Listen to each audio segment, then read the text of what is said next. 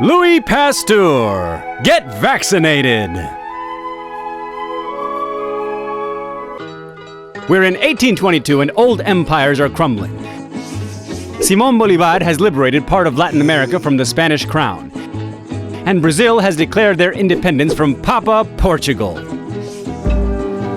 The Englishman Charles Babbage tries to build the first computer, the difference engine. As a tribute to his efforts, a London museum conserves his brain in formaldehyde. In Austria, a future monk named Gregor Mendel is born, who will contribute to science with an all-original recipe, not passed down by his grandmother, peas à la genetically enhanced inheritance. And on the 27th of December, the stork brings to a small town in eastern France a baby who is destined to save billions of lives, Louis Pasteur. From humble beginnings, he was a terrible student and dreamed of becoming a painter before he discovered he was really good at chemistry. When he was 23 years old, he solved the mystery regarding synthetic tartaric acid, which was used to correct the acidity of wine. In doing so, he revealed left and right-handed molecules in the acid, now known as chiral molecular symmetry. As a result, they gave him a Legion of Honor, and the University of Strasbourg offered him a full-time teaching position in their famous chemistry department.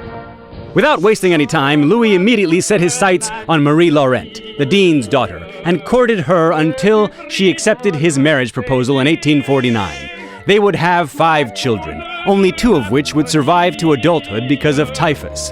The death of Louis's children would drive his future research. At the time, the general belief was that infections were spontaneous and caused by witchcraft, curses, and divine punishment. The scientific community thought disease and epidemics were propagated by the putrid air around dirty sewers and dank marshes. The microbiotic theory of germs, invisible to the human eye as a conduit for the spread of disease, had begun to gain traction. One of the voices proposing this theory was the very own Pasteur, who had just demonstrated to the world that the process of fermentation was caused by microorganisms, tiny creatures invisible to the human eye responsible for sour milk and wine and beer turning sour. Realizing that these bacteria prospered at certain temperatures, Louis Pasteur invented a method to destroy them without destroying the food. You simply had to heat the liquid in question to very high temperatures for very short periods of time to kill the germs and assure it could last much longer without spoiling. Another supporter of this new way of thinking was Robert Koch, a German scientist who was starting to study and classify deadly strains of bacteria like anthrax, tuberculosis, or cholera. Pasteur and Koch are the fathers of germ theory and bacteriology. But let's take a small step back in time to 1798 when smallpox was running rampant through Europe and entire populations were being decimated by the disease. In a small town in England, a rural doctor named Edward Jenner had just put together a transcendental piece of the puzzle. He realized that milkmaids who were in constant contact with cows were usually immune to smallpox.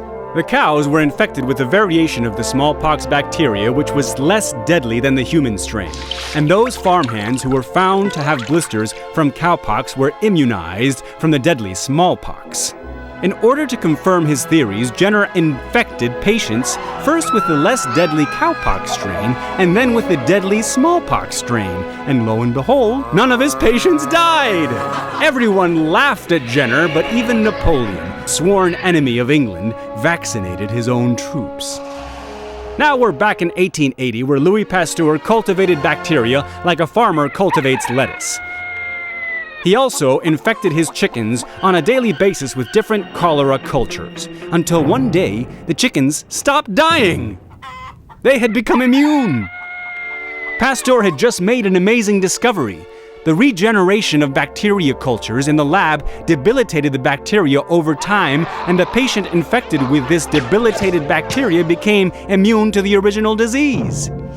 The difference between him and Jenner was that Pasteur had artificially created the weaker bacteria, thus applying his theories to any pandemic disease and giving science its first laboratory vaccine, a term he christened in memory of Dr. Jenner.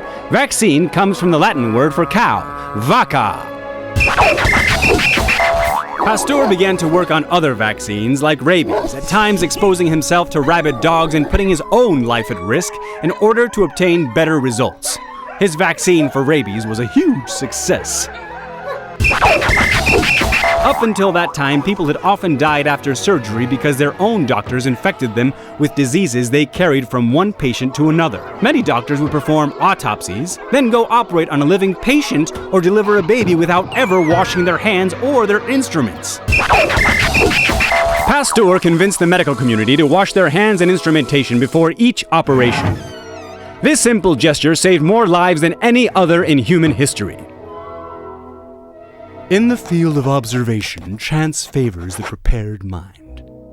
The vaccine for typhus, the disease that killed 3 of his 5 children, won't be discovered until the 1930s by a Polish scientist, Rudolf Weigel.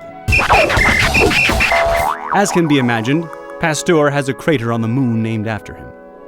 Pasteur died in 1895 near Paris. His remains are buried at the institute that bears his name, which is still one of the most important centers of microbiology research in the world.